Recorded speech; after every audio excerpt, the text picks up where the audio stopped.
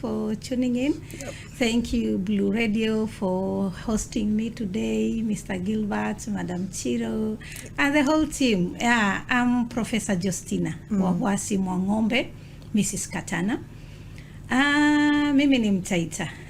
Umeuliza mimi ni nani? Mimi ni msichana wa Kitaita, natoka pale Mwatate sub-county, Taita Taveta County, lakini wanawake unajua sisi ni watu wa kutembea. So I'm married to a Giriama pale Ganze, Tangalaweni. Mamweni mwenyewe Mr. Lucas Katana. Jostinah is a mother. Niko na 3 girls and I'm a proud mother of the 3. But niko na watoto wengine ambao wako pale kwa institution yenye nina head. So I'm the head of Shimo la Tewa Bostol Institution and Boys Education Center pale Shimo la Tewa Command.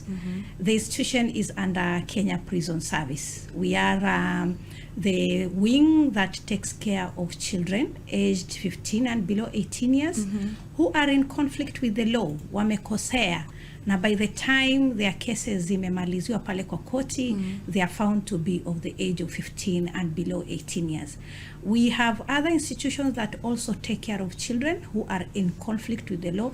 Children hawaiti criminals, wanaambiwa wako in conflict with the law, because we are very keen to follow what is in the Article 53 of the Constitution of Kenya and Children Act 2022, that children are supposed to be rehabilitated, to be supported when they're in crime, because cognitively, by the time they're committing those crimes, we believe that they are not mature enough to make decisions. So some of them have made mistakes because whatever was before them, they were not able. The prefrontal cortex, the part of the brain that helps us to make executive decisions, is not mature enough to help them. So that's why we say they are in conflict with the law, and we don't say that they're criminals. And when they're in our institution, we don't call them prisoners. Tunawaita inmates or boys ama girls, because we have 3 institutions dedicated to juvenile in conflict with the law of 15 and below 18 years. That is the institution that I head, Shimo la Tewa Bostol Institution, the Shikusa Bostol Institution that is in Kakamega, and then one for girls, iko hapo Committee Command. And then the 4th one is a youth corrective training center, which is different, but it also deals with the young people age 17 and below 18 years. This institution is also within Committee Command. It's called the Youth Corrective Training Center. And there, the children committed there are petty offenders, and they stay there for 4 months. But for us, we hold them for 3 years, but with an option to go back home after 1 year, because that is the practitioner ability, operationalization of the UN Convention of the Rights of the Child, and of course our domestic laws on children, that children should be committed in institutions as the last resort. And if it happens, it should be for the shortest time possible. So they are committed by the courts. We don't take direct from the community. They go through the juvenile justice system, committed to us through the courts, through a Bostol order, and then while in our institution, they stay for 3 years. They are committed for 3 years, but they can even go home after 1 year if they rehabilitate and the home environment becomes receptive enough to receive them. Yeah, so another thing about Jostinah, away from what I do here in Kenya, I am a detention practitioner with the International Institute for Justice and the Rule of Law based in Malta. Malta is in Europe. It is an inspired institution of the Global Counterterrorism Forum. So there, I support the operationalization of the Neuchâtel Memorandum developed by GCTF. The Neuchâtel Memorandum is about children in a counterterrorism contest. So my area is develop materials to support staff working with children in detention centers, to train. I've trained officers at Ouagadougou, Burkina Faso, and also online trainings. I've also done expert speaking in global conferences for them. And the areas that I handle is detention of children in a counterterrorism contest.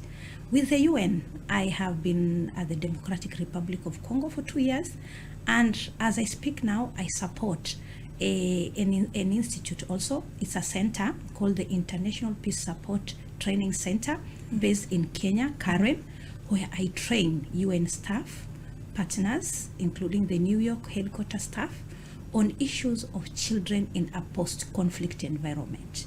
So that's how I support internationally.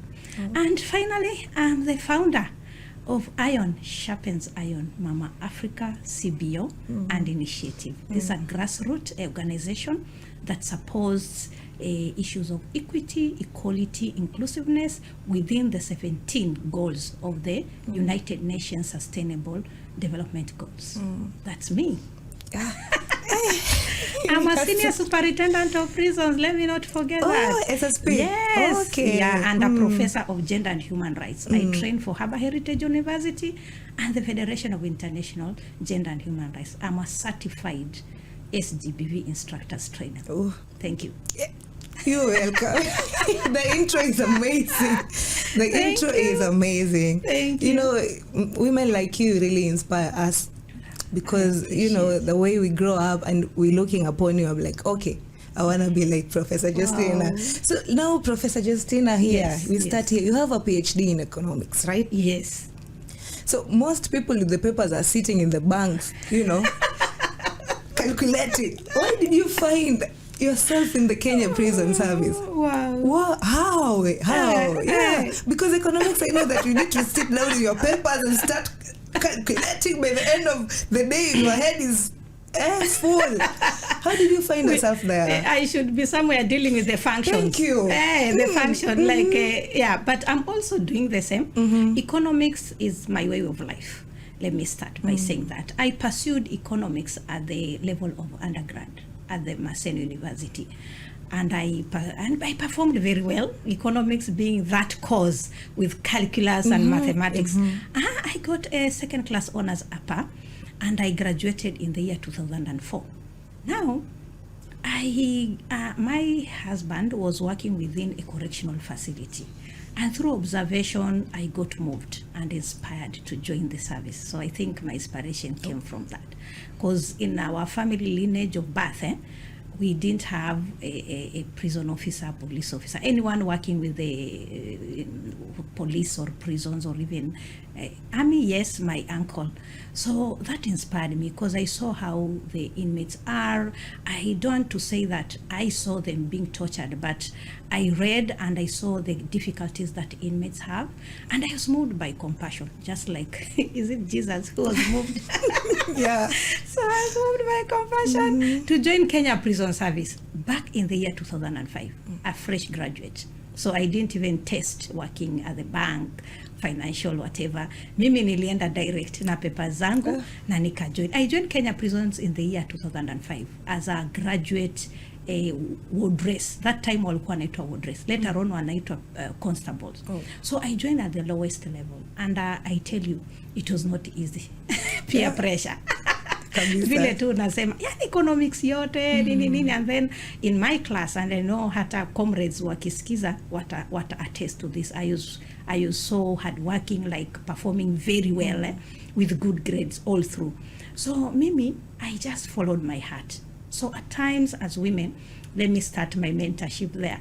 Sometimes we are normally defined by the environment that we are. The marriage, the family where you come from, the community that you want to do what they want. And sometimes that is the start point of our mental health, because you do things to support, impress people, but not what your heart wants. So my heart wanted to work inside prison, behind bars, not as a prisoner, but as an officer. So I joined. I went, trained very hard, buduki na kila kitu. Yeah, and then after 2 years, I was promoted to a senior rank, inspector. And then I was, in fact, after finishing, immediately I was posted back to the Prison Staff Training College. So who I am today was the inspiration that I got then. And one commandant called Mr. Odongo. He's now retired Deputy Commissioner of Prisons. So he really talked to me, encouraged me, told me your degree will still work within prisons, just stand out. And I started my journey of branding myself.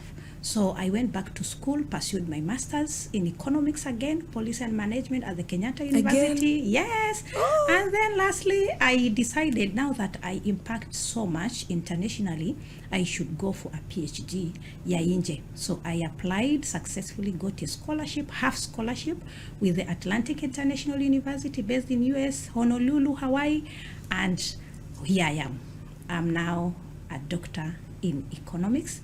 I graduated with distinction. So my grades were so high. With a thank you. Yeah, so while there, I think what inspired me to join has kept me moving. It's good that whatever inakupush kufanya kitu, hata wewe ukiwa hapa Chiro, it should be so intrinsic that it keeps you going, because that is what will give you the resilience when things turn upside down. I don't to say that my path has been so easy with the Kenya Prison Service. Of course, there are a lot of stresses within, because you are dealing with people.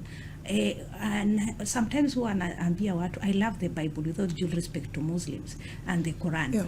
So kuna wakati mtumishi wa Mungu in his dream aliletewa akaonyeshwa bonde limejaa nini? Dry bones.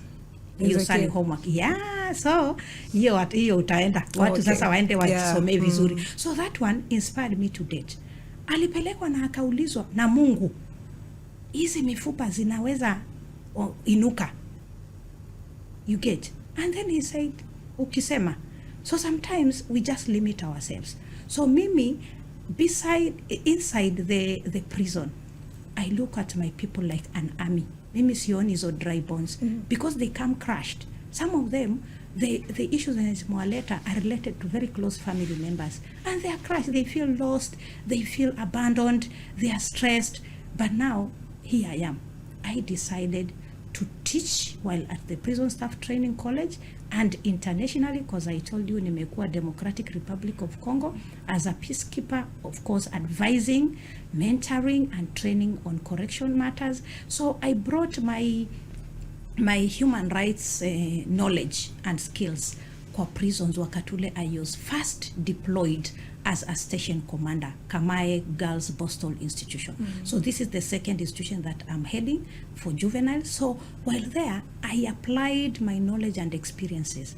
And since then to date, I've been nasiringi, lakini nakubaliwa pia kuringa. Yeah. I've been receiving awards as excellence since then. That is the year 2017, when I left the college and then went to the mission, then came back and posted straight as a station commander, CEO deputy. And I want to appreciate Kenya Prison Service and the Commissioner General for trusting me. So I started applying human rights and human rights-based approach. And to date, I am an advocate of human rights-based approach to correction and trauma-informed care for inmates. And last year, I was named, honored, and awarded the Outstanding Correction Officer of the Year 2025 by our CS, Mr. Murkomen Kipchumba, advised by our PS, Dr. Salome Biako, and our Commissioner General, Mr.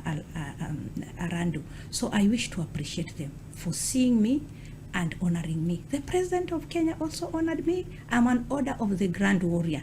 So I don't regret taking this path, not going that side yenye everybody umesema expects me to be with my papers, but just to follow my heart. Because whatever papers we have, accounting, social work, what else? Yeah, we can apply anywhere. In fact, that is what is limiting young people today.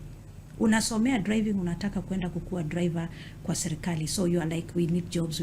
You can still apply that. Hata kama mwalimu. Yeah, it's just interpreting the skills that you have in the right way so that they work for you. Skills should work for you, not against you. Thank you. Skills should work for you and not against you. Like that. Thank you. You're really inspiring me. And you know, to me, and I'm like, oh, my heart is at peace. Ukasema, it's like, uka preach. Anyway, now getting back to the topic of the day. Yes. Beyond the behavior. I know you've wrote many books, 6 of them. Yeah, I've written 6 books, and the one that I'm actually carrying today and advocating for today is this book. Beyond the behavior. Beyond the behavior. Beyond the behavior. So today, I'm here to talk about this, beyond the behavior. Now, about children, but the focus is about the boy child. Ask me why. Early this month, we celebrated the International Day of the Boy Child. And even today, I'll be having a big celebration. Uko, na nakaribisha. And guess what? Mimi siendi kwa hoteli kubwa kubwa. Mombasa is known for the big hotels. Lakini mimi nimeamua, I celebrate with the young people in my institution. The boys who are undergoing training. So that my tribe, that is my friends, come and meet my tribe, the boys and my family. So I'll be there from 12 to 4, talking to the boys, not me, but allowing people to talk to them. In fact, today I just said, let me talk to the community and the listeners. Then nikifika huko, I'll just sit and listen, because I have friends who are dedicated to the boy child and children and child protection and safeguarding. So yeah, we are talking about beyond the behavior. And for this book, which is my 6th book. My first book is The Stealth Symphony. My second book is Unleashing Her Potential. My 3rd book is My Web.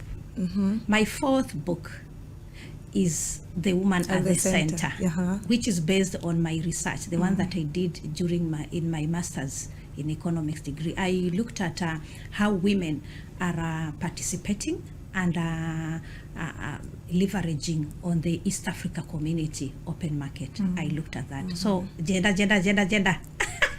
Then the 5th one is Transforming Juvenile Justice. That is basically on a model that I developed, and that is being applied in other juvenile facilities. I developed a model called the Through Care Juvenile Justice, Juvenile Correction Model.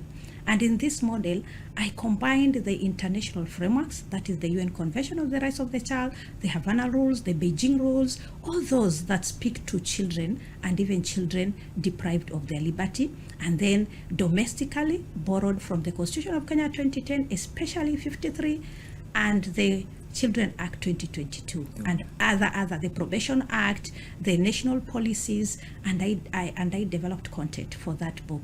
And it explains that model. When you come to my institution, it's actually displayed conspicuously for everybody to see and review. So this model has worked. From the time I developed it, immediately I joined Shimolatiwa Boston Institution in the year 2023 to date. It has worked. We are seeing so many boys going back to the society and not receding or repeating offenses, because it gives a through care correction model that helps a child to fast track the child rehabilitation process, individualized plan from admission to release from our institution, and then hand over to the probation officers. So the 6th book is for all actors now. It's actually more of safeguarding. The other one looks at protection, because the difference between safeguarding and protection is that safeguarding is proactive. It talks about prevention. So this book, the 6th book, talks about prevention, how to prevent crime offenses or delinquency amongst our young people generally. And the 5th book talks about the protection part, how Kenya Prison Service does its rehabilitation of juveniles and or children. So it's basically about the Boston institution. So today I'm here to talk about beyond the behavior. Beyond the behavior, according to this book, it borrows from Bowen systems theory. Bowen is a psychologist who talked about the family, how the family is an emotional ecosystem for the members of the family. And specifically in my research, because I started doing a research, submitted to Amani Counseling Center, then developed this book as part of the operationalization of the recommendations in my research. So Bowen talked about several elements, 8, but I picked one, triangulation. Today, as a psychologist, because I didn't mention, I'm a counseling psychologist. I'll be graduating in November. Actually, I'm just finalizing, and then by November, December, I'll graduate with Amani Counseling Center, an affiliate institution of the Tangaza University. So as a psychologist, I really looked at whatever Bowen talked about in that family systems theory. And looking around, my interaction with children, both at Kamai Girls Boston Institution, here at Shimola Tewa, and then internationally, because I also support issues of children with the IPSTC, that trains UN staff, and other NGOs, and then the IIJ. So triangulation, according to Bowen and this particular theory, is the way children are pulled into adult emotional stress or anxieties. Allow me to use you. You are James, you are my husband. I am Tina, I'm your wife. We have a conflict.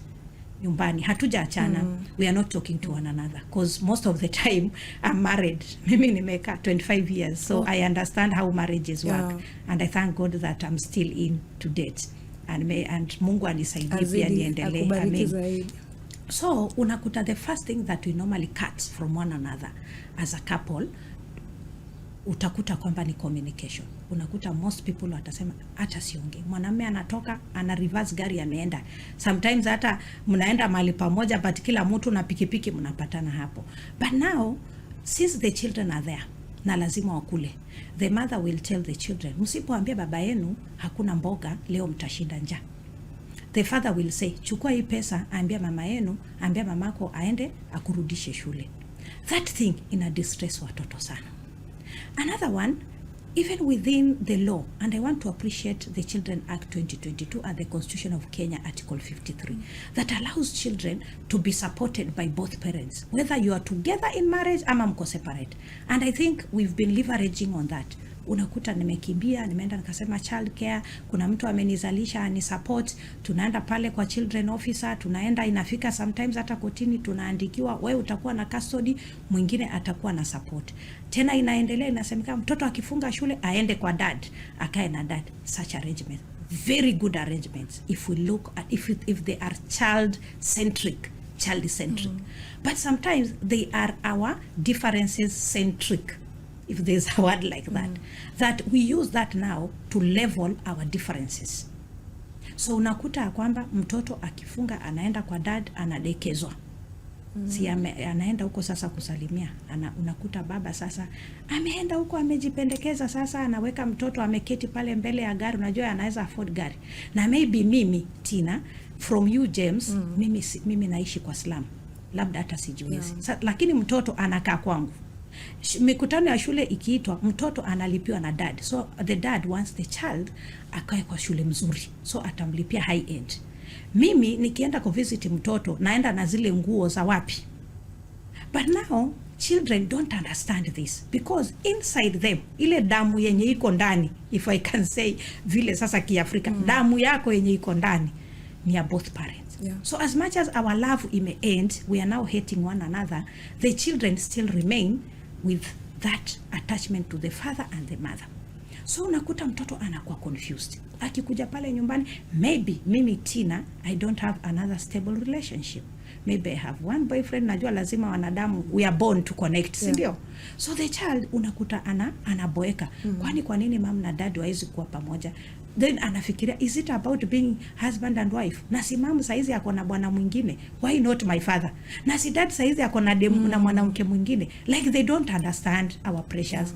Because maybe SGBB, because as an SGBB, certified SGBB instructor and advocate of prevention, I don't advocate mkue pamoja na mkuje kuwana. Staki tena hiyo. I will advocate kama mmeshindwa kuwa pamoja na inaeleweka, mseparate tu pole pole, kila mtu areserve maisha yake. But now the children wenye tumeza, now they are triangulated. So according to Bowen, that kind of relationship where children sasa wameingia kwa our emotional anxiety is what we call triangulation. You triangulate. It's just the three corners, the triangle. You are there, the other corner, the wife is there, is in the other corner, then the child. So the child gets stressed. And some of these children, when they are distressed, they can't tell you off. If it is mimi, unajua ni pale tuko pale Taita, unaenda kwa kuni kutafuta kuni, unaambia mtoto na babako mahali yuko tu Mungu amuone. Mtoto wangu hata tusingekuwa tunateseka hivi. If it is a boy child, leo acha niongelele example zangu stoke kwa boy child because I'm dedicating this to boy child. Kama ni boy child, nasikia kama si wewe mtoto wangu usingekuwa kijana, hata mimi ningekuwa nimetoka kwa hii boma kitambo. You know, you are saying it just to make the children, what do I call, is it guilt? I don't want to use guilt trip, just to get a buy-in maybe.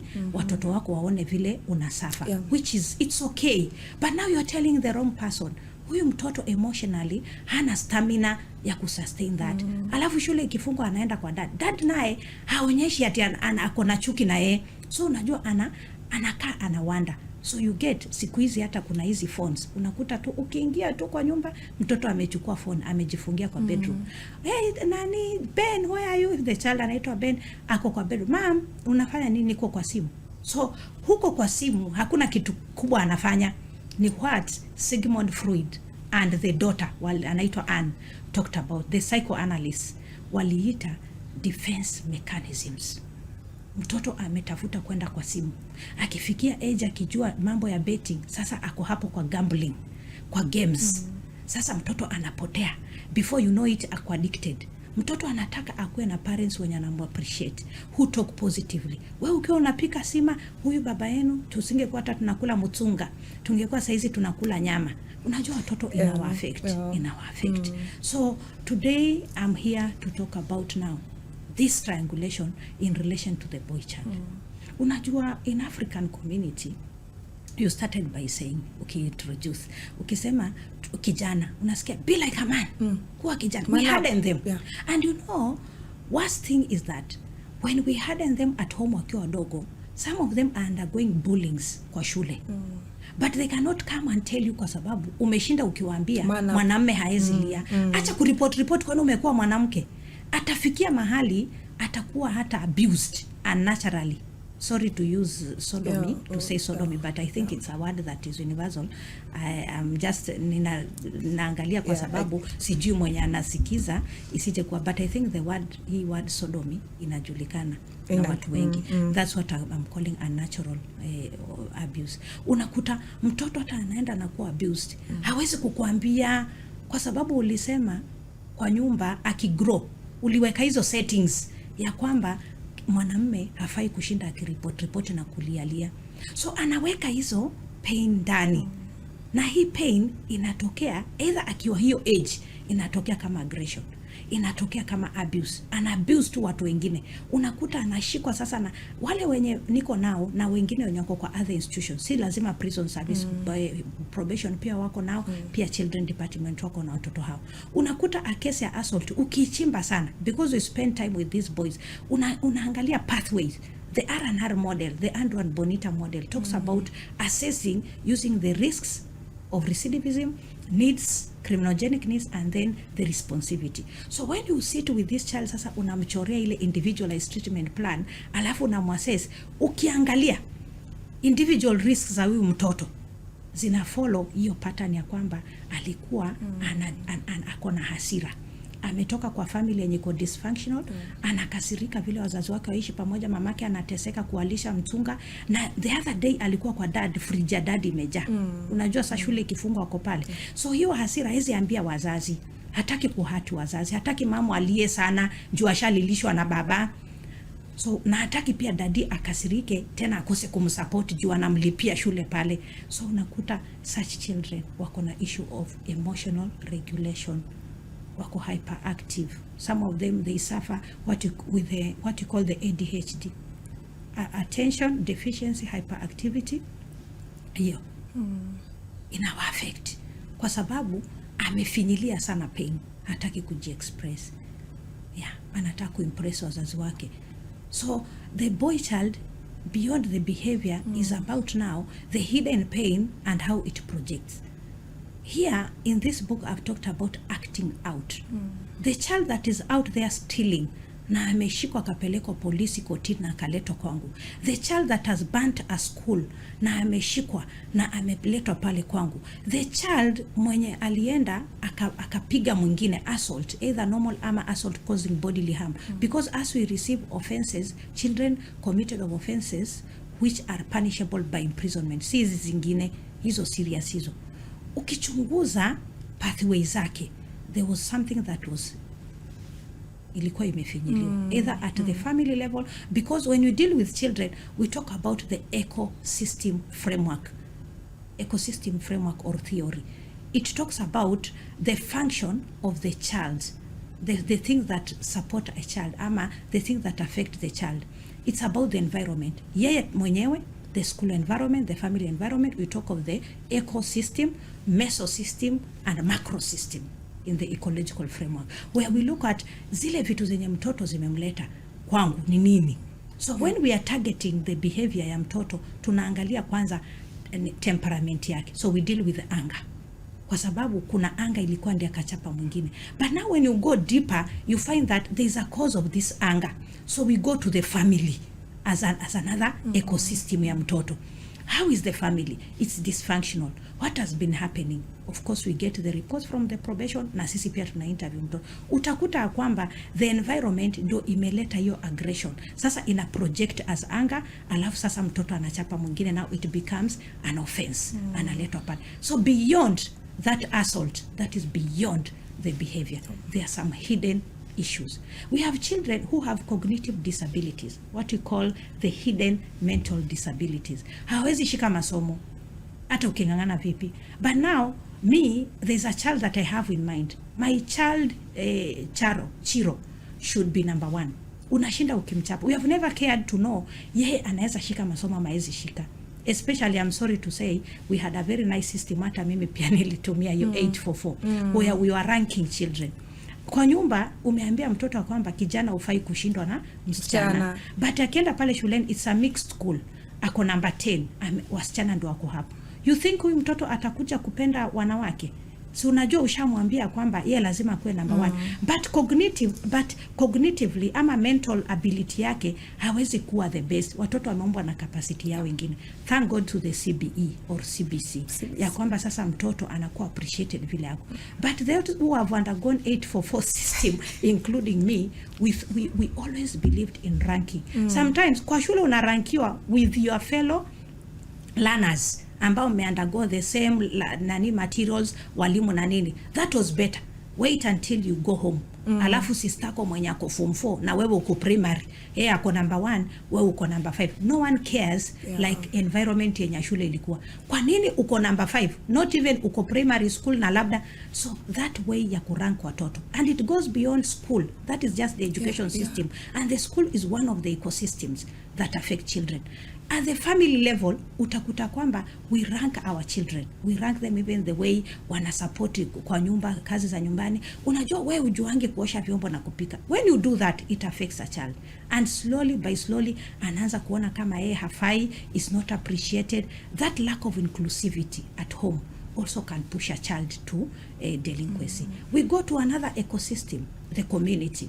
In the community, it hosts, of course, the school that I've already talked about, but we have organizations that are in the community. We also have clubs and watoto wana join. Unakuta, if we are not careful as a community, even to sieve the kind of people that we allow to interact with our children, even at the church level, the leaders, some of them wanaongelesha watoto lakini wanawa radicalize if it is about radicalization. Some of them are not the positive role models as men.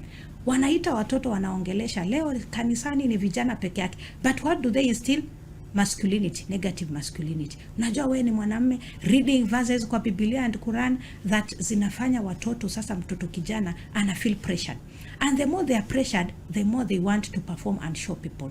Then they use corrupt ways. So we should blame ourselves even when we see corruption. Because we have gauged our boy child, mwenye amejenga nyumba kubwa, ukifika tu, yani umekuja vizuri na sukari yako kilo 2, your parent as you mnaongea unasema na unajua Tina huyu kijana fulani, say sorry Ben, if there are Bens listening, si yeye namwambia, I'm just using a random name. Wewe unajua Ben mwenye mlisoma naye, unajua yeye alienda hata akafika university, saizi amenunua gari kubwa. If this person has a chance kwenda kuiba mahali ndio alete, so wewe umeonyesha gari kubwa, then corruption comes in. So I'm just showing that beyond the behaviors that we see, even from us as adults, leo tunaongelea watoto, but let me extend it further. It is the pressure that we give to people. Jostinah, you are now a senior prison officer. You should do this. You push people, and now, which is the other way? If there is no authentic way ya kufanya vitu, then I go to the non-authentic way because you are after the results and you rate me with those results. So beyond the behavior, how the ecosystem affects people, the mesosystem, the ecosystem, the macro systems affect us, the community. So a child is a function of themselves, the family, the community, the policies, and the government. Yeah. Thank you. Yeah, my listener, it's a hard nut to crack. It's a hard nut to crack. But we move regardless. So tunasema trauma inaanza nyumbani. Inaanza nyumbani. From the parents. Yeah. And nimekubaliana na wewe. Because mimi kidogo utamaliza na depression back in the year 2024. Sure, sorry. Yeah, because of the parents, you know, and I'm like, no. Pressure. Yeah, depression is real. Wanawake sasa pressure ni kuolewa. Chiro, tulikuwa kwa harusi ya mwenzako. Sasa wewe, there's a way we pressure our children that unakuta, sasa umekuwa pressured uolewe. You get a man online, unajua wewe ni msichana mrembo. Anakuambia Chiro, I will love you, unaenda kumdate, mnaenda mahali, before we know it, mwili imetolewa, kichwa iko kando. But pressure yenye imeanza ni wapi? Beyond that, we have a lot of pressure. We are pressuring people so much that they have started now looking for ways to impress people at the expense of their own safety and security. Yeah. And that is where we are, actually. Ni vitu real. Yeah. So 1 minute past 10 in the AM, remember listening to a talk show, and we're still unpacking beyond the behavior. You're unpacking challenges and priorities in empowering the boy child. So you say that boy child analetwa pale Boston, you sit with him down and open up. Actually, I thought that wengine hawata open up. Kumbe they open up. They really trust you. Because me, I'm a person who cannot open up. I'm sorry to say. Naogopa shida zangu mwingine ende tangaze kwingine. That is my fear. Yeah, so now when they come there, they open up, you sit with them down, you talk to them. Now after the rehabilitation, what is next for this boy child? Yeah, before I answer that, there's something that you've just mentioned, that the boy child now opens up, and you twinned it with your own saying that wewe utaki kurusha mashida zako pale. And let me tell you for free, we are talking about rising cases of mental health issues amongst the populace, the Kenya, the young people. And the most affected are the boys, and in older age, the men. Why? Because of what I talked about, the settings zenye wanapewa within the ecosystem at family level, school level, community level, policies are, we are too much into worried about the girl child. Tukienda pale nyumbani, let me tell you Chiro, mkitoka nyote, you and your brother, kama uko naye, the family expects the girl child to come back earlier. I don't know anaprotektiwa kwa nini sana, but it's obvious reasons. We care about defilement, rape, watoto wanaweza kuwa rape. But let me tell you, the predators are now moving away from the girls because they have seen a gap. We less care for the boy child. Kijana atatoka sometime na wewe, arudi saa 2 usiku. Okay, atasomewa, but so long as hanuki pombe, hanuki sigara, there's a way wazazi wananusanga watu, then huyu alikuwa mahali pazuri. But nowadays it's not about addiction ya drugs. We also have addiction in gambling that is actually taking the boy child sana. Gambling, yes, as a behavior, because it starts from the pressures that I mentioned, boy child anafaa wakienda out yende atafix bill pale hoteli kubwa, so lazima akuwe na pocket mzuri ndi apeleke dem out, so lazima akuwe na pesa mingi. How, where, hana biashara, hana kazi, sometimes hata ni student kwa college, anataka catch up kule, leo ni weekend, so the quickest way to get money hata nifanye nini? Ni bets. Okay, gaming and gambling, these are, I don't know, it's a very sensitive area because there's a whole act that that actually regulates that. So, yeah, it's another topic that I don't want to delve in. But talking of it as a defense mechanism and as a quick way to get money, which now turns out to be addiction, dopamine high. Dopamine is a neurotransmitter yenye iko na kila mtu, si boy child peke yake. As I mentioned, I'm referring to the boy child because I'm dedicating my day, my celebration and everything to the boy child. So boy child ako pale anang'ang'ana, ame lose. Unajua there's a way ukigamble unaona nime lose tu kidogo. There's a way imewekwa that you keep on pumping money and you're losing. By the end of the day, if you don't get what you wanted, you go out frustrated more without money yenye uliweka, without even winning. So unakuta kwamba this boy child, as much as amerudi home kama hanuki pombe, sigara, bangi or whatever, maybe was into gambling, into wrong peers, into criminal behaviors and peers. So I want just to say that hiyo kuignore boy child, especially overprotect msichana, that's why we are still moving up. Thank you to that, thanks to that. But looking down as a child advocate, child protection advocate and safeguarding, I want to say that we are missing it out.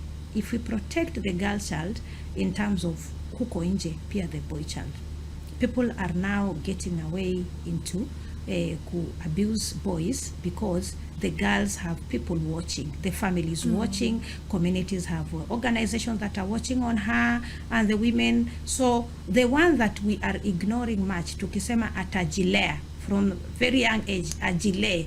Pisha mwenzako, unajua msichana acha aende shule juu atakakaa nyumbani anaweza shika mimba, wewe tukipata pesa tutakupeleka college. You see that kind of, it really affects the child. A child is a child. Hakuna brain ya girl child na boy child, let me tell you. In terms of, we are all created the same. God hata amesema katika story ya creation, he created us in his own image. But later on is when we feel like the man's image of God is bigger and stronger than the woman. That's why we are into the girl child more, our organizations and everything. That's why in my Isima CBO and initiatives, I embrace both the boy child and the girl child. Now, narudi sasa hapo kwa hiyo swali yako, umesema kuhusu challenges. You see, the prison system is not an isolation. It is actually part of the ecological framework in terms of support for children. In child protection and safeguarding, we have what we call safeguarding, child safeguarding, and there's what we call child protection. Child safeguarding is proactive prevention policies that support the child, that help the child to be safe in the community. But protection, it happens when the risk has already been detected or has happened. The child has been abused, or there's someone that we feel will abuse a child, so that is where we put on protective measures. But from where I sit is that I say that the prison service is more of protective, because now we are dealing with a child that has already committed an offense. We are dealing with a child that has many factors beyond their behavior. Going back to what I mentioned earlier. So the community is the receptor, receives the children that we release after rehabilitation, either those in the Youth Corrective Training Center, training for 4 months, or those who are in our institution called the Bosol institutions, the 2 for boys and the 1 for girls. By the end of the day, the child goes back home. I appreciate that we have a big synergy in terms of juvenile justice and child justice, in terms of the agents that work for children within the juvenile justice system. We have the courts, we have the police, we have the prisons, and we have the probation officer and the children officer, and of course some community organizations, including faith-based organizations. There's a lot of synergy because the juvenile justice in Kenya is in such a way that when a child has committed an offense, is reported to the police. the police has a desk that deals with children.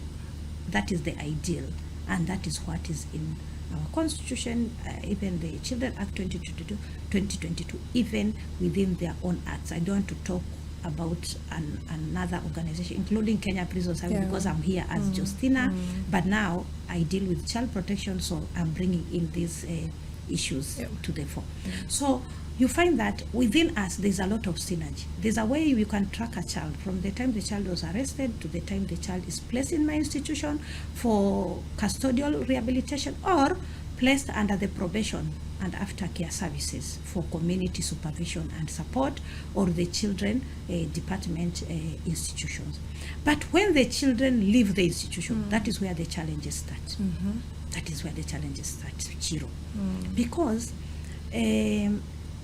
before we release a child, that is either after 1 year or after completing 3 years, there are conferences that we hold, family case conferences as institutions or as the service. So this case conference, first of all, they start with the community, with the probation officer. There is the parents, the family. Actually, they apply the ecological framework because they look at the family as an ecosystem, as an environment that would have impacted the child negatively. They also look at the community, that is the church and any other, the peers that the child was relating with. So from the beginning of their cases, when they are at the police custody and or now the court working on their cases, the probation officers develop such reports, a report based on interviewing the elements within the ecosystem, the parents, the siblings, the teachers, the whatever, and come up with a report. We call it a social inquiry report. So they do a social inquiry, they submit that report to the court. By this time, the child is normally held in a juvenile institutions or in adult institutions, but in separate places. For Kenya Prison Service, we are very sensitive on children 18 years and below. Those ones are not held together with the adults, and that is under the UN Convention, the UN Standard Minimum Rules for Treatment of Offenders, what we call the Mandela Rules, separation by category. So the child might not be in a juvenile facility, but will be held separate and treated as a child. So while the child is there, now these other issues are happening. And when I mention about the synergy, now the probation supports the court to bring in this report around child delinquent behavior. Then the court will use these reports from the community by the probation officers to now make a decision whether the child will be brought to my institution or others for institutionalized correction, or the child will be supported from the community, especially if there are no community risks that push the child to the institution. They will work with the child at the at the community, targeting now the personal issues within the child, because if the ecosystem has no issues, the other ecosystem, that is the mesosystem, the macro systems, have no problem, then the child has a problem. So they will work with the child because the community supports the child. But if the community is an element in the as a push factor to the delinquent behavior of the child, then they will prefer to bring the child to the institution, remove the child from the community, and then work on the community and the ecosystem so that the environment changes before the child leaves.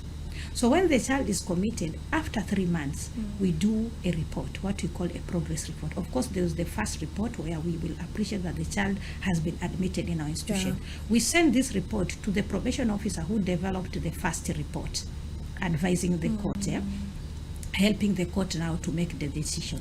Then after 7 months, we do another report. So there's a lot of synergy in terms of reporting. And even in terms of what I mentioned, the family case conference, either the probation comes with the parent to either get reconciliation. Sometimes the child has offended within the family ecosystem. So we want to make the family supportive to the child, so we deal with reconciliation, understanding one another, so the probation officer can accompany the child to the institution. But thank God to us leveraging on IT. My institution, we allow case conference to be IT supported. So we do virtual case conferences. The probation officer sits with the mother, the significant others join, the chief, the SCC1, and any other church leaders, village elders, they join in, and then I also join in with the boy and the people who are supporting the boy, the psychologist, the welfare officer, the documentation clerk, my deputy as the in charge of discipline. Then we discuss about the child. So there's a lot of synergy in supporting the child. So in terms of challenges, maybe what I said, the ecological framework even covers the government and policies, maybe in terms of that level, because we depend fully on the government for funding. And you know, the government is a mother of so many children, so there are limitations here and there, but we can't complain. We are fully a government institution, and to date, the children have a meal, courtesy of the government, the children have accommodation, courtesy of the government, and I also am a government officer, so I don't want to complain much. You know, sometimes you should appreciate what the government is doing. So there are other challenges that come with our work in rehabilitation. But now the major challenge is reintegration. The child has come to my place. Now after 1 year, my child has changed. I'm calling this one my child because they come and open up. You mentioned about opening up. They tell me stories that every parent should hear. But sometimes, as I told you, we judge them. We call them problematic babies. So they decide to die with it. We tell them, you are not supposed to cry. But that thing that you told the boy should not cry over is the same thing that is coming out in form of a crime, drug and substance abuse. I want to take beer so that I can sleep. I don't want to hear my parents quarrel. Yes. The following day, you know, taking beer, alcoholism plus stress, it can be chaotic. The same child, you know, as I mentioned, cognitively they are not so much mature. So with the prefrontal cortex, that frontal part of our brain that helps us to make decisions and whatever, added with alcoholism, added with family stress, this child will beat someone, injure that person, and then will be brought in with assault or assault causing bodily harm. Aling'oa mtu meno. But where did it start? Alcoholism as a defense mechanism, so that I numb my emotions, nisisikie mom na dad wakitusiana, just running away, nisione what is happening. Sometimes it is about work, kukosa school fees. You see, mtoto amekaa kwa nyumba, anaamua, nasikia mtu akivuta bangi anajisahau, let me go for that bangi. Before you know it, ameshikwa kuvuta bangi. Unajua ni kitu baya, in possession. So ameletwa kwangu. Beyond the behavior, I'm still insisting on that. So unakuta, now back to my challenge, the issue on challenges. So imefika 1 year, mimi nimesema mtoto ako sawa. Let me tell you, backlash within the ecosystem. Either the community is saying asirudishwe hapa, alikuwa anapiga watu na mapanga. Either wengine, the family wanasema we will not be safe kwa sababu hizi bangi zake, atakuja atakurepu wasichana or defile watu kwa nyumba. They now fear the child. And the communication, because some of these things they come up during family case conference, whether physically or virtually. You should ask the people who have joined such meetings, where a parent is saying hataki mtoto nyumbani. I tell her on their face, you are a part of this. But when in his family systems theory, he said person's behavior is not excluded from the family. Hata yule mtoto mbaya unashinda ukisema na mandugu zako ameperform vizuri, sijui mtoto ametoka wapi. No, in fact this person amemuita Bowen, in his theory amemuita identified person. Huyu mtu hata ndiye anaonyesha the stress yenye iko kwa family. You should concentrate with this person so that you heal the family. Msimchukie. So that is the thing, reintegration. While in our institutions we try our best, the government tries the government tries, we call it its best, ama ni kizungu hiyo. Unajua naye umesema watu wa nyumbani wataita, sasa wanataka kuniletea kitaita hapa. Watu wa nyumbani kwetu sasa nataka kuongea hapa kitaita. They love me so much. Wataita kama mnasikiza, hello, I love you so much. So I'm saying, unakuta kwamba sasa huyu mtoto akiwa pale kwetu, the government inafanya kazi yake, and I'm the government in human rights protection, because I'm an advocate of human rights based approach and trauma informed care. And a human rights based approach, there are two people there. There's the right holder and the duty bearer. I am a duty bearer as a government officer, because I have the duty to protect and promote the rights of children there. If it is non-discrimination, check. Best interest of the child should be at the center of all decisions, check. the survival of the child and the life of the child should be protected. Check. The voice of the child or the participation of the child should be protected. Check. So as the duty bearer, I lead a team. The team of trainers, security officers, we are many, and we support the children psychologists. We also have people who have come to volunteer. We have interns. I'm very happy, and I want to mention this with a lot of pride, that our institutions of learning are now bringing so many of their students. Psychology and counseling, criminology, sociology, they are attached in our institutions during their normal practicum. So we have several who come. So as the leader there, I give the vision. And the vision of the institution, human rights-based approach. So with the human rights-based approach, we have several things that we do to attend to the issues. Some of them are direct, as I mentioned. Within a delinquent child, there's the personal issues. So we attend to the personal issues of the child. So we have psychotherapy. We have counselors who attend to the children, whether individually or as a group. Sometimes we block them together. Those who have come because of defilement, those have been into stealing, assault, because there's something that the best fit that cuts across to all of them. But we also deal with them as individuals so that we attend to the criminogenic needs and the risks individuals that have pushed them into their delinquent behavior. Apart from that, which now cuts across from admission, helping the child to settle down, because some of them comes with a lot of anxiety. Some of them even come with injuries.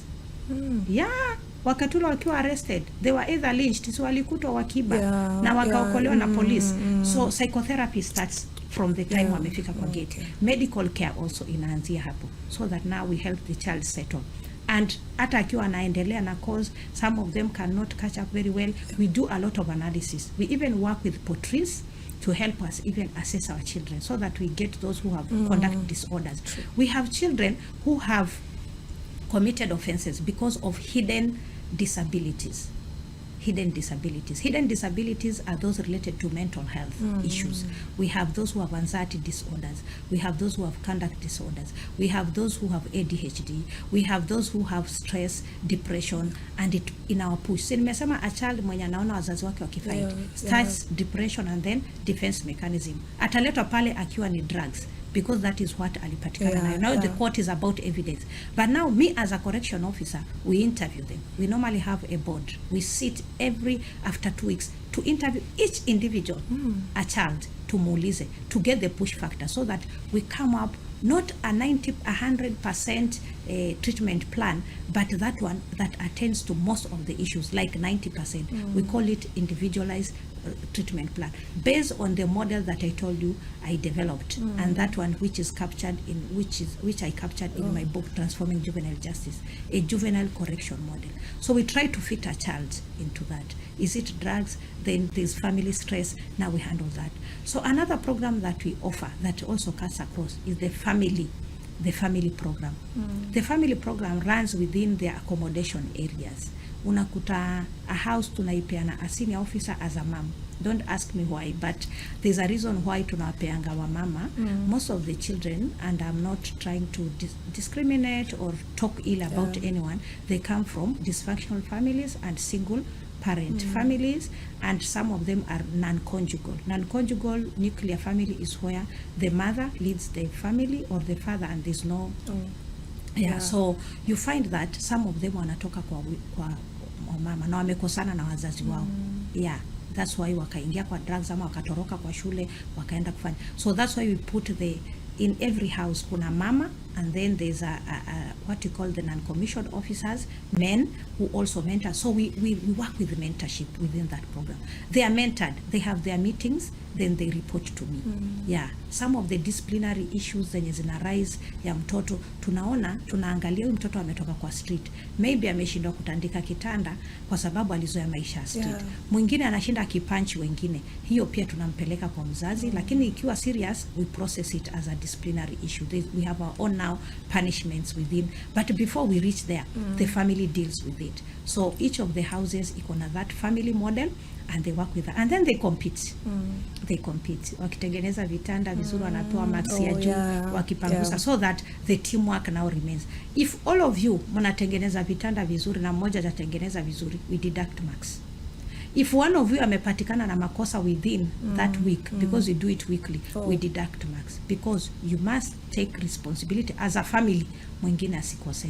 Because most of the children that they find themselves in our institution, they were ignored. Nimekwambia, huyu hata achane naye, hata mkisukuma aje hawezi pita, hata mkimfuata aje atakuja too late. So they were ignored. So we want to make the institution be so inclusive that everybody feels part of the family. And then now, we now desensitize children to trust the family again. Yeah. Using now that model family. So that is another program that we run. Another one is the clubs. In this one, we target talents. We have 6 clubs. And each child belongs to a club. There they have also mentors. We have the President Awards Kenya program. I want to appreciate, and I think I'm not boastful when I say this. In January, I took one of my boys there to entertain at the State House. Wakati ya President akihost the Gold Awards akipeana. And also myself, I was honored as one of the head of institution who is interpreting the PA program as a correctional tool for young people. So I was also given a few minutes to address the nation at the status, and I'm very proud of that. You can see that. By the way, I have my website, Mama the Brand. Just type Mama the Brand in any search engine, utapata, enda Google, enda watu ukise Mama the Brand, utaenda kwa website yangu na utaona hivi vyote naongelelea. So the clubs nurture the talent and give the boys confidence even to face their peers when they leave.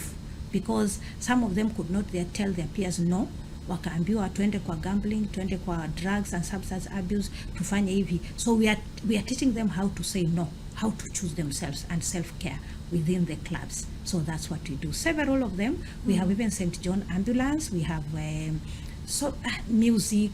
Right now as I'm speaking, my boys wako huko Hadija.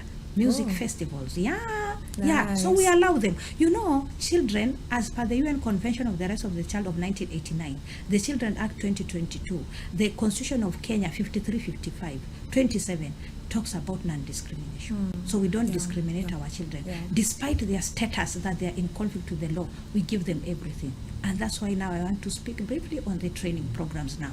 Now we have training programs which now provide empowerment ya watoto now, even to endelea na masomo wakitoka ama kupata kazi nje. So we have, the first one is the formal education program. Guided by the Basic Education Act 2013.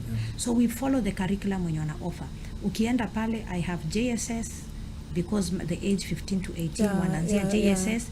We have senior school grade 10, and I have form 3 and form 4. With teachers. I appreciate the government and the Kenya Prison Service, the State Department for Correctional, and the Ministry of Interior. I have staff who are facilitating.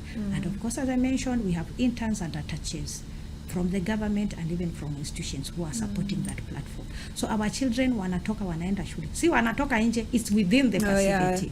Then the second platform is the vocational training. We have 16 NITA supported units, National Industrial Training Authority. They sit grade 3 exams, grade 2 exam, and grade 1.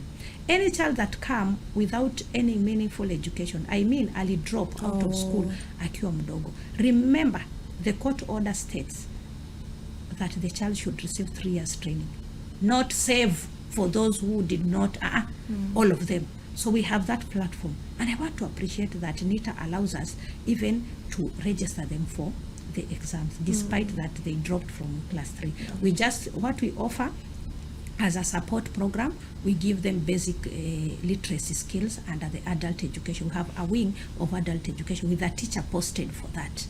So yeye anadeal na wao, anawafundisha kuandika, kufanya nini, because they'll sit exams, but we concentrate on practical skills. And our boys have overperformed, let me tell you. Wanatoka na first class. There's there's a motor vehicle, there's a mechanic, there's a motorcycle, there's a baking and pastry, there's a 16 units, carpentry. We have so many skills are happening there. Then we have the third platform, agriculture. We have 6 units under that, including entrepreneurship and value addition. we have a model farm where our children wanasomea hapo, and we have partners with CALRO, the Kenya Agricultural Livestock Research Organization, Kilifi, in Kilifi County, that is based in Mtwapa. Our children go there when they are ready to sit their exams. They go there for practicals, and we have never been chased away. So that is the synergy I've talked about in terms of supporting the children wakiwa ndani. We also have Fayaz, which has been helping us with the pastry and pastry team. We also have a renowned barber shops within wenye watoto wetu pia wanaenda wanashinda hapo, just to know how the business is outside there. So we take them out as much as they are in conflict with the law. So ours is not a prison, it's a correctional institution. That's why we call it Boston Institution and Boys Education Center. So the 3 platforms offer courses and skills, and they are certified. So a child goes out with a certificate. The others, the clubs, the family model, we give them certificates, yes, so that we encourage them, but for the purpose of their empowerment and positive living in future, the 3 platforms support them. 100%. Each boy, if you pick randomly, atakwambia niko kwa section fulani, niko kwa shule kwa nini. So that's what we have adopted. As I mentioned, we welcome people to come and partner with us, especially in providing for resources. The government, as I mentioned, is a mother of all government institutions. So we draw from the exchequer, and I appreciate, but we also invite. We have received a lot of collaboration from churches, from CITAM to the SCK Church, to SDS, the Seventh-day Adventist churches. We have received so many people. We have so many churches, the Catholic Church and other mainstream Protestant churches, including our own. We have a whole chaplaincy that is led by a director. We also have the welfare led by a director. So Kenya Prisons is well structured to support our children holistically. So the challenge is in the reintegration, where now the community, the ecosystem back at home, which is the family, the community, they reject. They don't believe that this child has changed, because remember, children who are committed to our institution are a last resort. Kwa mia hapo, last resort. Unajua kitambo mtu aitwe last resort ni kugongwa, amegongwa pale home. So for you to convince parents that I may change now becomes a hard issue. But I want also to say we are also filling that gap. I'm now here courtesy of Blue Radio, and I want to thank you, Chiro, and your boss, the Mr. Gilbert Were, for giving me an opportunity to demystify some of these things, what happens behind the bars there when we are rehabilitating children. And the more we engage in the community, the more they trust our work, and I think it will lessen that challenge of trusting back the children. Then the last one is support so that they apply their skills. That's the biggest challenge. They come out with skills, as you know, they're children. Some of them have not attained the majority age, so they need to be attached somewhere so that they apply their skills. There's no, people fear them a lot. Mtu hataki mtoto apeleke kwa garage yake as much as amepata first class kwa motor vehicle, kwa sababu rekodi yake ilikuwa nini, stealing. You know, it happens in the community and everybody is aware. And I'm telling you, being a last resort, amesumbua pale.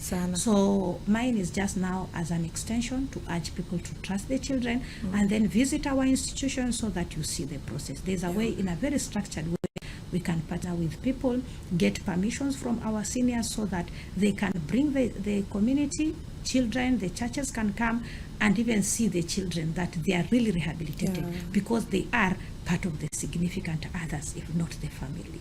Thank you. You're welcome. So we've heard and heard. No, maybe you can. We talk. We talk. We have talked. We're here to talk, actually. Conversing. Thank you. One on one. You're welcome again. Now, I want you to tell our listeners where they can find you. I know we've said that you've written 6 books. You tell them where they will find you, where they can get a copy, and how much is the copy before you tell us your last remarks. Thank you. Thank you very much, Chiro. I'm a publisher. I'm a published author.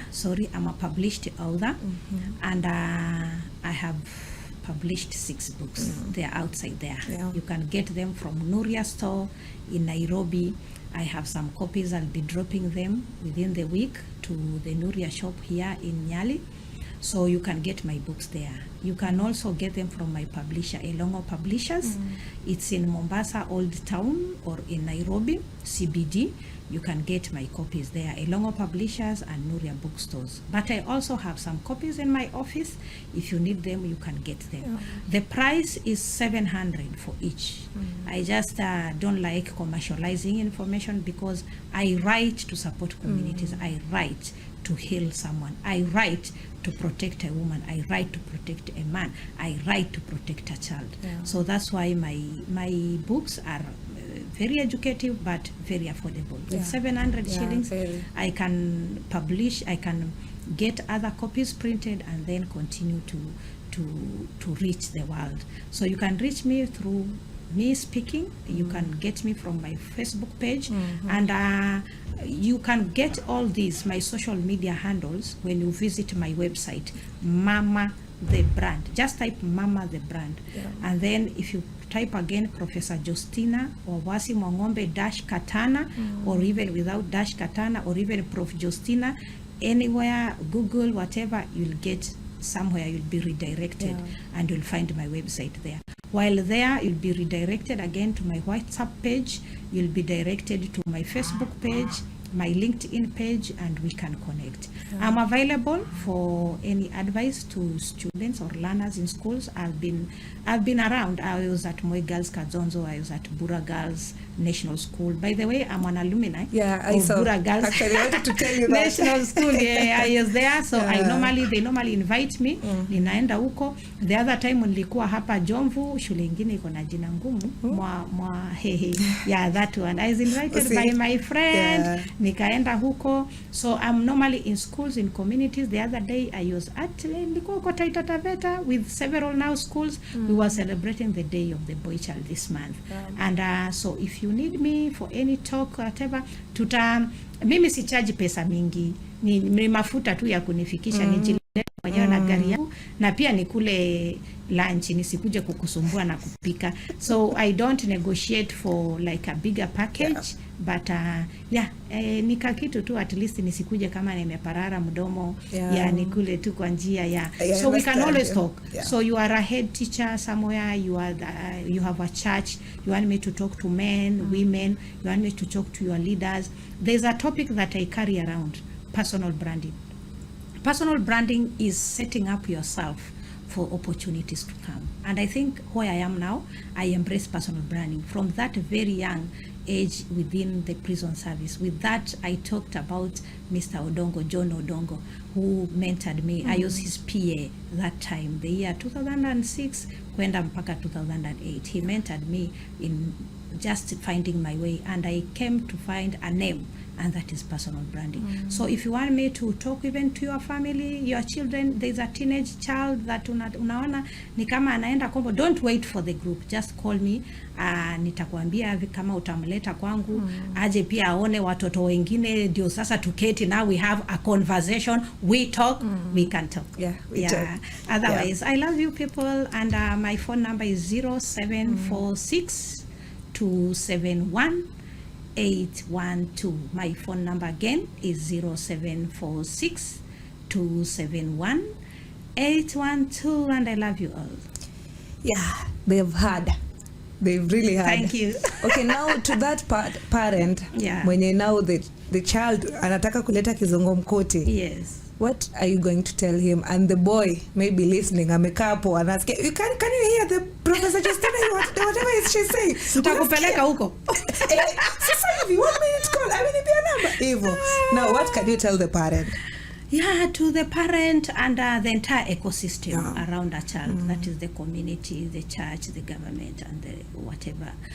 All of us, including me. Let us be synergetic. Let us pull our forces together. Let's not handle children in a selfish way. Let's allow the community, the church, the religious leaders, the mentors, and everyone to support our children. When children have eyes around them, then there's accountability, that at least Chiro is there to tell me, Tina, your child was this and that. Let's not brush off when we get people telling us to caution our children. Then lastly, I am also an advocate of trauma-informed care. Let's embrace trauma-informed care in handling children. That child that you're punishing so hard in school has something, a push factor from the family. The more you punish them hardly for whatever they are doing, the more you are re-traumatizing them. So let's embrace trauma-informed disciplinary measures in schools. At home, let's handle children like children. Let's not over-empower the girl child and overprotect the boy child and ignore the girl child. All children are supported by the 4 principle: non-discrimination, their best interest in all decisions that affect them, their survival and development, and their participation and their voice. Let's give them their voices equally. Let's all positively support the boy child, especially with the positive masculinity mentors, so that as they grow up, they feel they are people. They have an identity to show, not identity that acts against women in femicide, but an identity that supports the women as part of them. Thank you, and God bless you. All right, my listeners, 57 minutes past 10 in the AM, and we cannot keep calm on what Professor Jostinah has just told us for the almost 2 hours. Yes. Sitting down here and just telling us this and that. Yeah. So we've seen girl child amekuwa ametetewa sana, but now we are coming in fully, forcefully to tetea the boy child, because hatuwezi ishi bila na hao leo pia. Hata so unaona nimekuja na gauni yangu. Si tunataka kwanza, ulikuwa unataka uambie kwa nini umevalia gauni. Leo nimekuja na gauni yangu as an empowered girl child to tell people that we should equally empower the boy child. Mimi niligraduate jana usiku with a Doctor of Economics with a distinction from Atlantic International University. Unajua huko education system pale jia ni mrefu ndio uvae hii gown. So in March nili receive my certificate, so my certificate in March with my PhD economics, but now it's up to yesterday evening, Kenyan time 6:30, US time is 11:30 AM.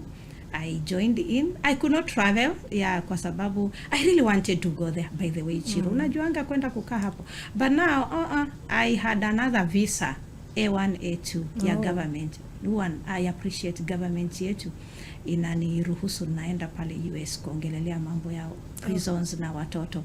I once was there, received an award from the GCTF. And under IIJ, the Inspired Institute ya GCTF.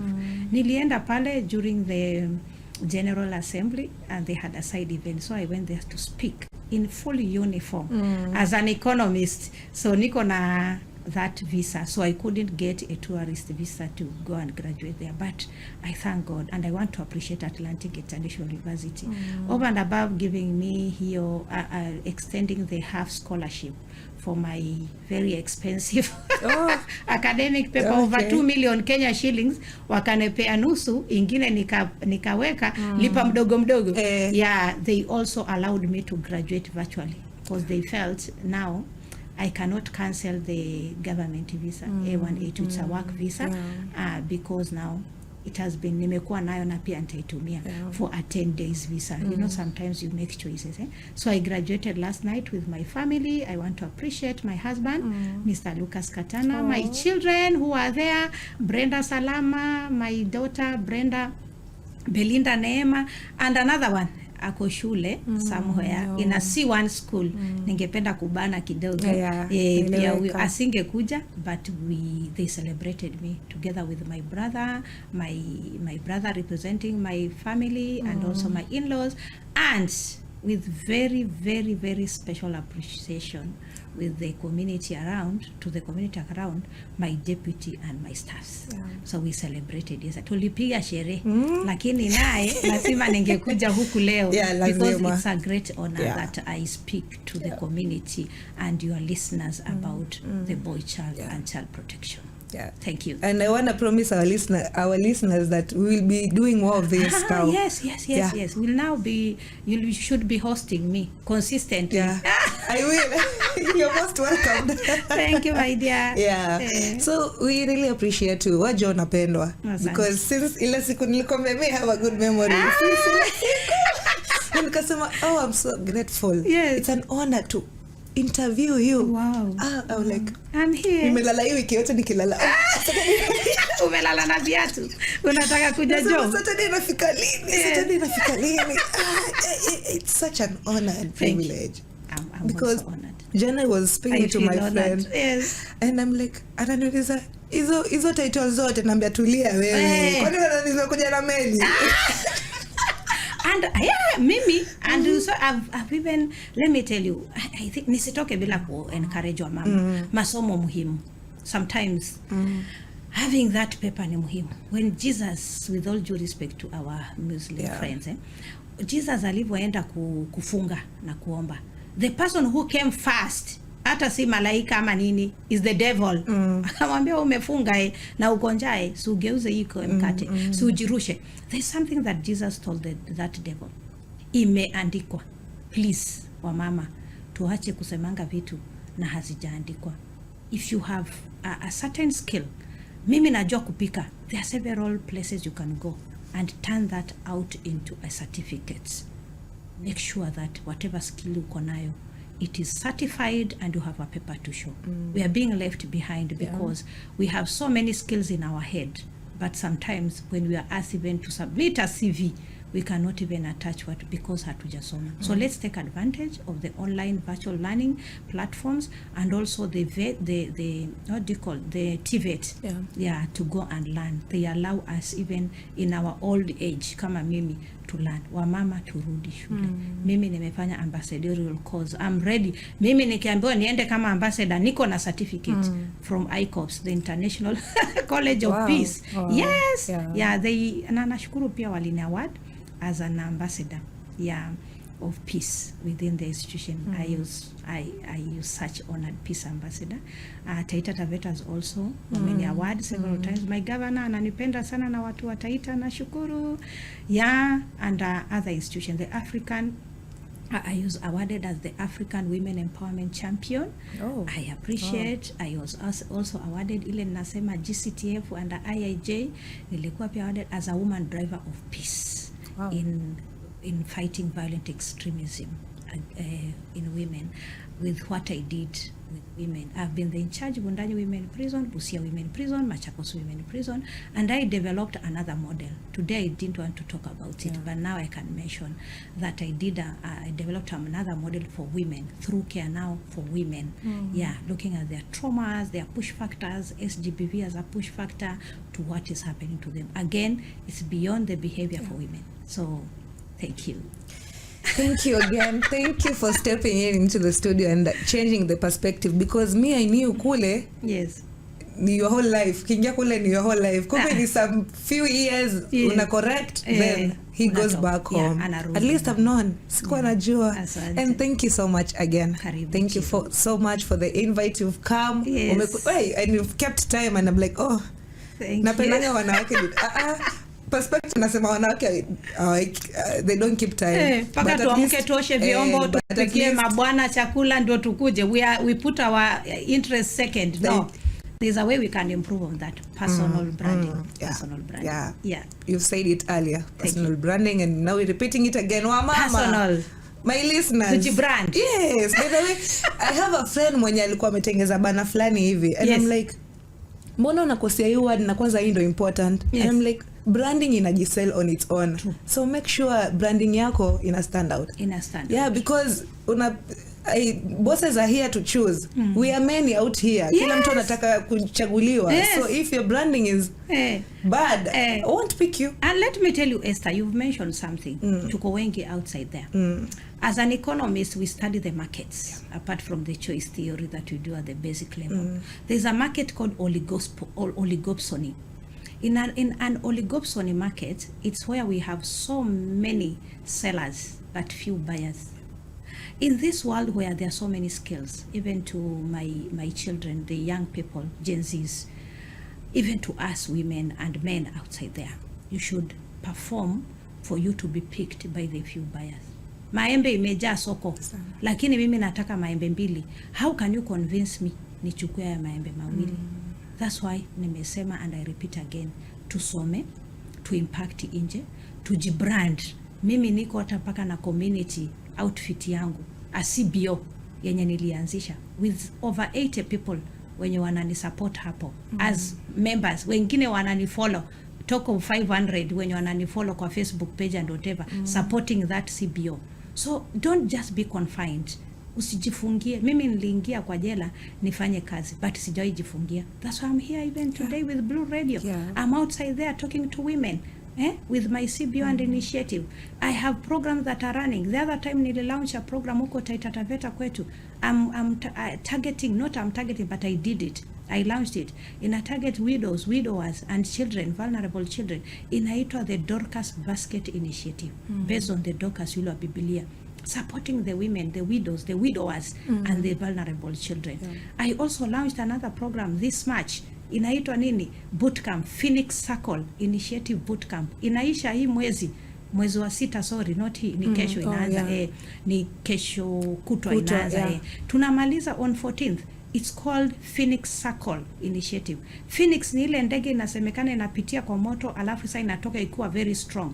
I want women wenye wamepitia SGBV not to be tied by that. Ati ulichapwa sasa umeshrink, umejikweli, unafikiri ni snail. You don't want even to explode. No, use that to build your resilience. Don't be quelled down. As a young person, usikue quelled by ile vitu unapitia. Be a phoenix.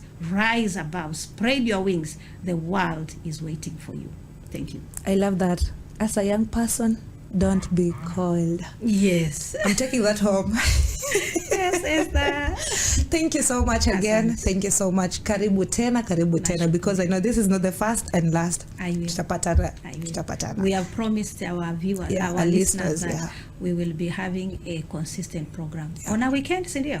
Wakati ule watoto wako. And then we'll be sharing on a topic so that tusaidiane. Kulea watoto nimesema is synergetic. Lazima tushikane mkono. Thank you. Thank you so much, my listener. 8 minutes past 11 in the AM. Remember listening to We Talk Show ndani ya Blue Radio, bringing you all the vibe. Remember you can always give us a follow at www.blueradio.co.ke. Give us a follow in every social media platforms at Blue Radio KE. You're listening to Blue Radio, bringing the vibe.